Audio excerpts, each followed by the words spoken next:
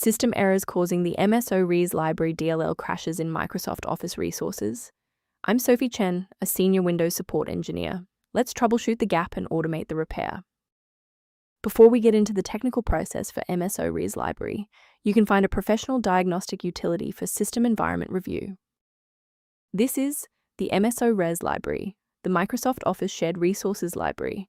It houses the unmanaged localized string tables, icons, and UI templates shared across the Office suite. It facilitates the visual orchestration of common dialogs and ribbon elements within Word, Excel, and Outlook.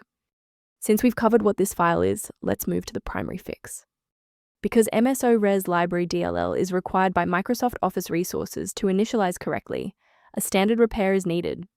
Reinstalling the official version of Microsoft Office resources ensures all required application DLLs are restored to their proper paths. Should the reinstallation fall short, the next step in our protocol is to validate the integrity of your system's startup environment.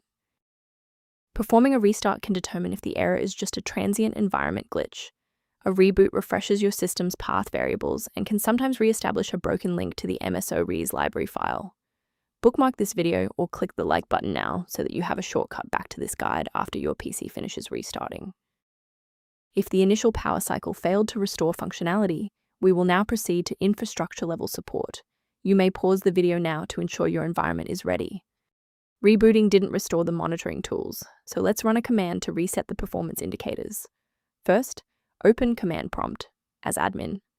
Second, you're going to type locktr/r, then hit enter. Why are we doing this? Well, these files rarely suffer from physical corruption. Instead, their registration in the performance hive becomes desynced. This command purges those stale entries and rebuilds the registry links.